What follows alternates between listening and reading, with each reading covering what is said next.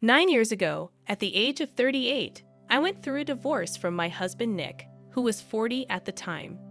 We had been married for 3 years, and he had been a good husband until a significant misunderstanding led him to leave me.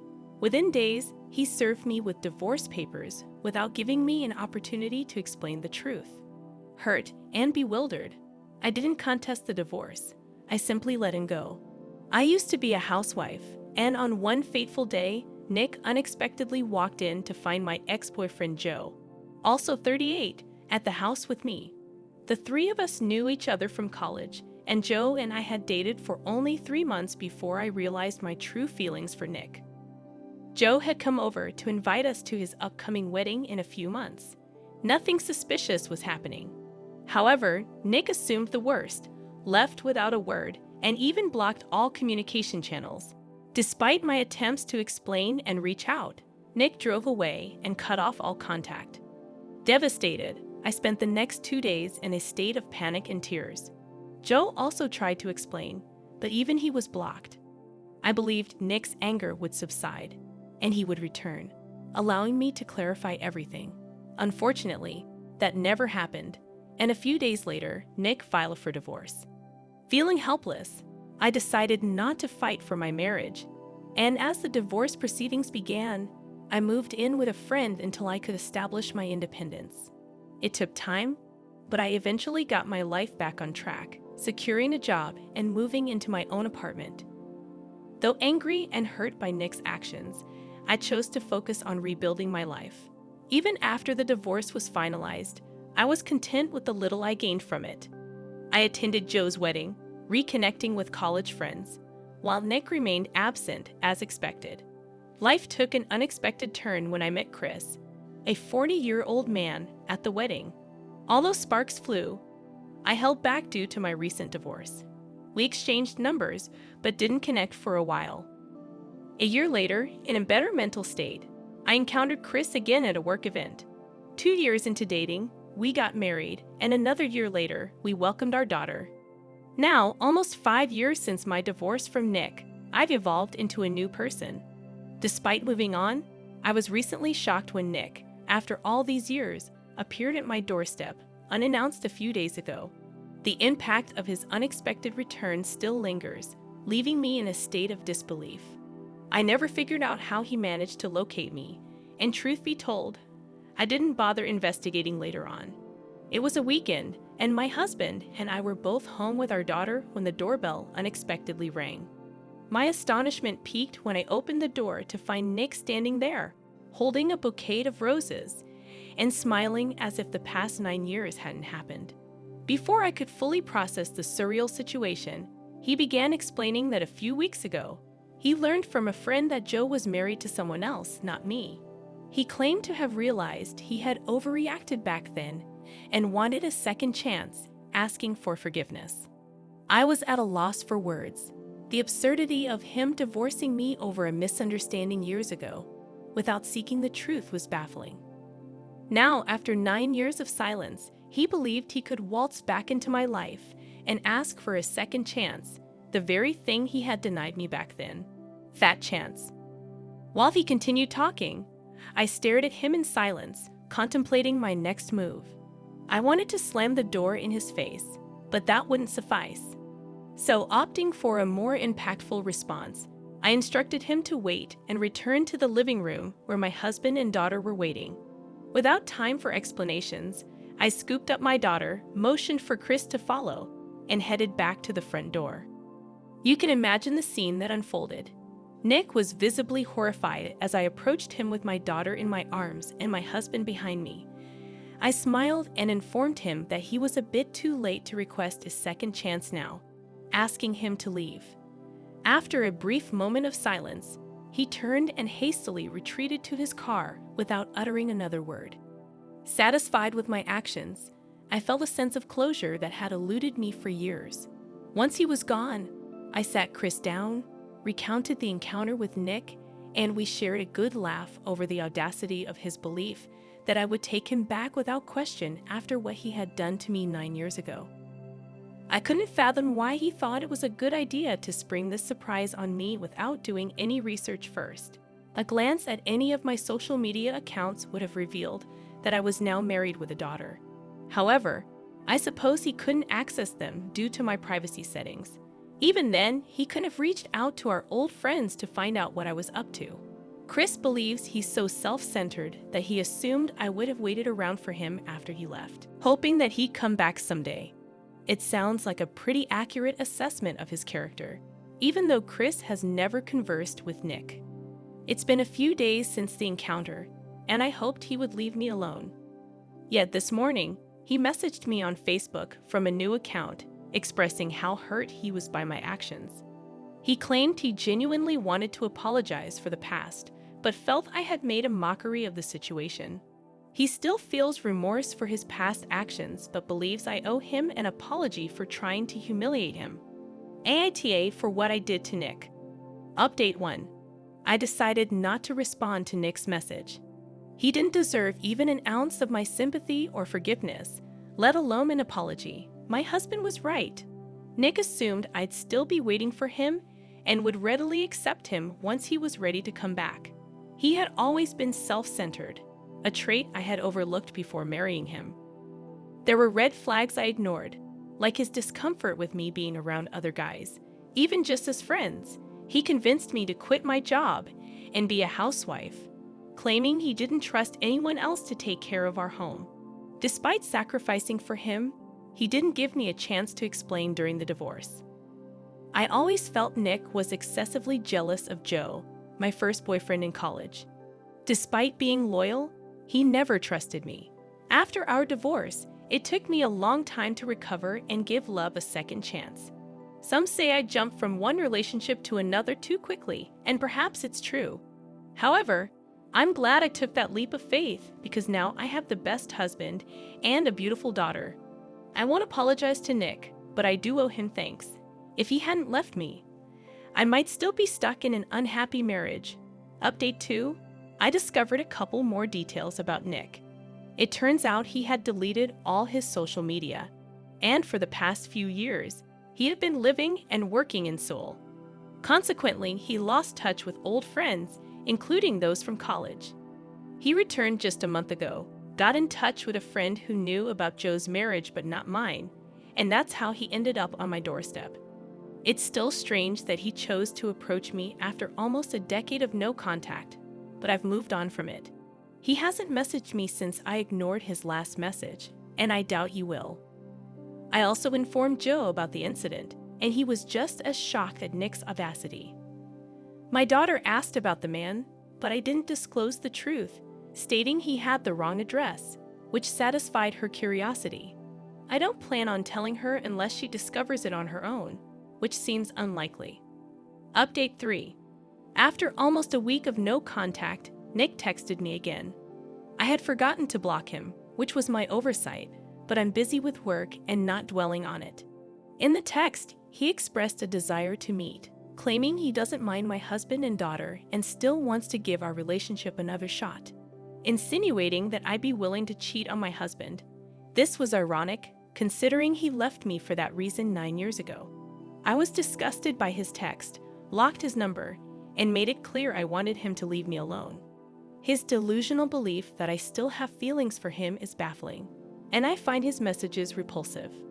Update 4. Some accusations suggest I'm still into Nick, which is not true. I hate him, and I believe it's a natural sentiment given our history. I shared the text with Chris because I value honesty in my marriage, and I would never jeopardize it by engaging in any such behavior. I love Chris more than anything and would never knowingly let Nick back into my life. I acknowledge my habit of not checking who's at the door when my husband is home, and I'm working on changing that. Nevertheless, I would never intentionally welcome Nick back into my life. I have no desire to have him back in my life, so it's disheartening that people are making such accusations. I hope this clarifies things. Update 5. Nick showed up again, but this time, I didn't open the door without checking first. Thankfully, my daughter was out with my husband.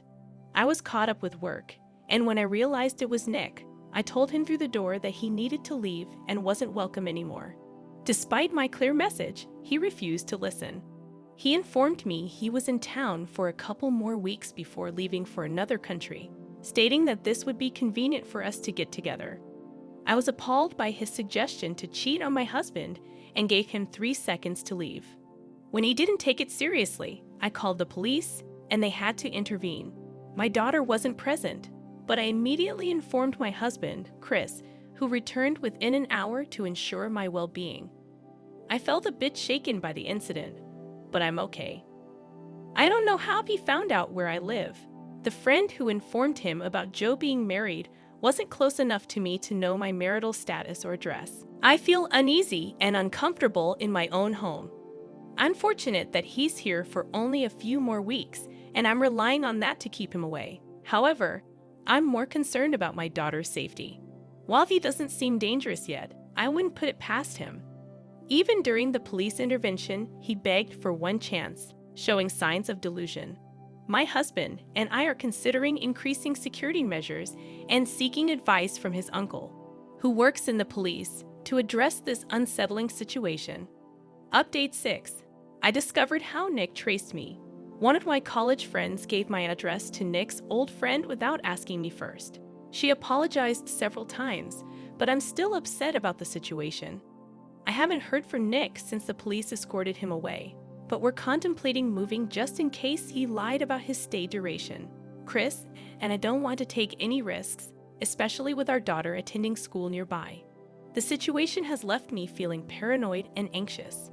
We're still contemplating a move, and ironically, the only thing holding us back is our daughter's love for our home. She has been upset since learning that we might have to leave. Any tips on how to handle this are welcome. Meanwhile, we're trying to find a solution that ensures our safety without compromising our current situation. Update 7. Nick has moved to Canada, confirmed by multiple sources. He's back on social media, and I've blocked the new number he used to text me. In his message, he claimed he believed something could have happened between us the day the police were involved, but implied I was too scared. He expressed a delusional hope that I would realize I still loved him, and that my husband was merely an obstacle. He even suggested adopting my daughter to demonstrate his devotion. I couldn't fathom such delusion, but at least he's gone. I'm relieved I no longer have to deal with this, and that we didn't have to move. My daughter's happiness in staying in her beloved home is what matters most. Knowing we're not in danger has lessened my worries, although we're keeping security measures in place for added reassurance. Chris and I read Nick's final message together, finding it ridiculous that he still believed I would want him after seeing my family. I shared the text with Joe, who had a similar reaction. I'm still not speaking to the friend who gave Nick my address, as her actions were irresponsible and unforgivable. Regardless, Chris and I are planning a vacation to the beach, my daughter's favorite place, to let off some steam. These past weeks have been incredibly stressful, and I feel like I've earned a break. Thanks for all the love and support, and stay tuned for more stories from Argo Relationships. My mother's furious voice echoed through the house, commanding me to leave. The intensity of her anger was palpable, and she gripped a kitchen knife tightly in her hand. In her rage, she disowned me, accusing me of being a burden and not contributing to the household expenses. The irony stung, as I contributed more than half of my $3,000 monthly income to the family. Desperate to make her understand, I attempted to explain, but she remained obstinate, brandishing the knife as a chilling display of her frustration. Cautiously, I kept my distance, mindful not to provoke her further. My name is Catherine, a 29-year-old systems engineer at a major corporation. My journey into this career was inspired by my father's love for computers. Despite my successful career, a sudden turn of events shook our lives. My father, the source of my inspiration, suffered a subarachnoid hemorrhage, leading to immediate surgery. Although the operation was successful, the aftermath hinted at lasting effects, raising concerns about our financial stability without his income. While I dedicatedly juggled my demanding job and caregiving responsibilities, my mother's priorities shifted. Instead of offering support, she focused on my father's ability to return to work during his recovery. Witnessing his struggles, I suggested I take on the role of caregiver, but my mother dismissed the idea, citing her busy schedule. Returning home to care for my father, I found myself shouldering not only caregiving duties, but also the entire burden of household chores. Despite her initial claims of self-sufficiency, my mother had neglected the chores, leaving me overwhelmed with the responsibilities. Juggling work, caregiving, and household tasks became a daunting challenge. Meanwhile, my father, though physically weaker, expressed gratitude and apologized for the trouble. Undeterred, I reassured him and cherished the moments spent together. Despite my efforts, my mother continued to criticize, finding fault in my cooking and questioning my commitment as a daughter. Determined to address her concerns about my father's nutrition, I adjusted my approach, preparing smaller dishes to accommodate his changed appetite. After increasing the variety of dishes, my mom remained silent. A few days later, she complained that there were too many dishes in the meals, citing my parents' age and their inability to consume such quantities. She questioned my ability to save money, noting that I had been living alone until now. In response, I explained that I added more side dishes not because she instructed me to do so, but to prevent Dad from getting tired of the food and to stimulate his appetite. Mom accused me of having an attitude, as if she had been constantly nagging and undoing my efforts. Reluctantly, she moved to the sofa and demanded coffee. As I cleaned up, she threw a cushion at me, insisting I hurry up and make coffee, claiming that I'm always at home, not working, and just after Dad's retirement money. Despite my attempts to clarify that I work from home, she failed to understand. In her perception, I apparently moved back home under the pretense of taking care of Dad, without contributing to living expenses, despite my efforts in caring for Dad, earning money for our living expenses, and managing all the housework.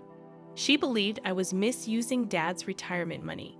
Frustrated and reaching my limit, feeling sorry for Dad but unable to continue living in the same house, I accompanied him to physical therapy a few days later. The doctor's encouragement was overshadowed by the sight of Mom hastily leaving home with large bags upon our return. The next day, I discovered that all my cherished bags and accessories were gone. Confronting Mom, I questioned if she had entered my room. Justifying her actions, she claimed it was her house, and she could enter any room. I inquired about a luxury brand bag she had, criticizing her spending on such items despite advising me not to waste money. Angry and upset, I learned that she had sold my bags and accessories without consulting me. The significant amount of money was used for her own hobbies. Shouting in frustration, I demanded the return and repayment. However, my mom, transformed into a figure of anger, yelled back, unable to believe her own daughter was talking back, resembling a confrontation with a demon. During my childhood, I obediently listened to my parents and worked hard for them. Now, as an adult, I find myself taking care of them. Despite my requests for my mom to contribute in caring for Dad, she claims to be doing her part while, in reality, she is the one receiving the most care. It's disheartening to witness my dad, who has resigned himself to the lack of care from my mom, still making efforts to communicate with her, only to have her vanish when he starts talking. Lost in contemplation, I confronted my mom, who remained silent. Suddenly, she turned away from me, stormed to the kitchen, and returned with a kitchen knife, a furious expression on her face. In a fit of rage, she demanded that I leave, accusing me of being a parasitic leech, waiting for my dad's retirement money. Frustrated by the realization that my efforts and words were falling on deaf ears, I decided it was time to find a new place and swiftly move out. Slowly distancing myself from my mother, I rushed into my room when she made no attempt to follow. Despite expecting not to feel sadness due to her usual emotional distance, tears welled up, fueled by intense anger. Swiftly, I began preparations to move out. I sought assistance from a colleague at work who had connections in real estate. With their help, I quickly found a new place. During my free time, I packed my belongings into boxes. When everything was ready, I'd opened up to my dad about my mother's behavior. He expressed regret and apologized, acknowledging that he had sensed something was amiss but struggled to address it. He revealed that my mom had treated him poorly too, and he was contemplating a divorce. Grateful for my support, he thanked me and agreed with my decision to move out. A few days later, when my mom was away at her hula dance classes and lunch with friends, we seized the opportunity to move. Movers arrived on a Wednesday morning when we were confident she wouldn't be home. As our belongings were loaded onto the truck, a sense of sadness crept in. In a rented car, my dad and I embarked on our journey to escape my mom's toxic environment. He questioned if it was the right choice, suggesting I could have taken the chance to be free from caregiving. Assuring him it was the right decision, I expressed how happy living with him made me feel. The move was completed by the afternoon, and over takeout lunch we reminisced. I apologized for the convenience store lunch boxes, and my dad shared that we used to eat them often before my return. Even the simplest conversations made the meal taste delicious. After a break, we began unpacking and settling into our new life. Just as we were getting accustomed to the change, the phone rang. It was my mom. I answered the call, and my mother immediately panicked, questioning why our belongings were gone. I calmly informed her that Dad and I had made the decision to move out together. Concerned about living expenses without Dad's pension and retirement fund, she doubted our ability to afford a high-rise condo. I reassured her, explaining that I had a stable job and contributed financially to the family. However, she accused me of spending Dad's retirement fund on designer bags, despite my clarification that I had been supporting the family. I reminded her that Dad had tried to communicate my job situation to her, but she had never listened. Money was her primary concern, and her financial management was careless. Growing impatient, Dad dropped a bombshell. We were getting a divorce. Mom panicked about her living expenses, but Dad assured her that she could live freely without interference. He mentioned sending divorce papers for her to sign later and hung up without further explanation. Dad apologized for making me feel bad, and I expressed my gratitude. The next day, we headed to the hospital for Dad's appointment. Unexpectedly, we found my mother waiting near the entrance. She approached, inquiring about the previous day's phone call and asserting that she wouldn't allow us to live in a nice place by ourselves. Suddenly, she grabbed my hand, insisting on living in the high-rise too. Despite my calm demeanor, she refused to accept our decision. I asked her to let me live my own life, but she persisted, leading me to threaten calling the police. Eventually releasing her grip, she hurriedly left as hospital staff and security approached. I apologized for the commotion, attributing it to my mother's actions. A subsequent argument took place, and as I observed my mother's back near the hospital entrance, she seemed weaker than usual. In the days that followed, she tried to find us around the hospital, but only confronted people she perceived as weaker.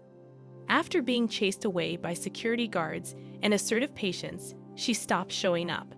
That hospital encounter marked the last time I saw my mother. Subsequently, my father consulted a lawyer and actively pursued the divorce process. Unhappy about the divorce, my mother made a fuss demanding money. The lawyer explained alimony, but when she realized she wouldn't receive any, she resorted to tears and begging. The lawyer directed her to financial assistance centers, and the divorce process continued. Eventually, the divorce was finalized, and my father decided to sell the house. Initially opposed to the idea, my mother changed her stance upon learning she would receive money from the property division.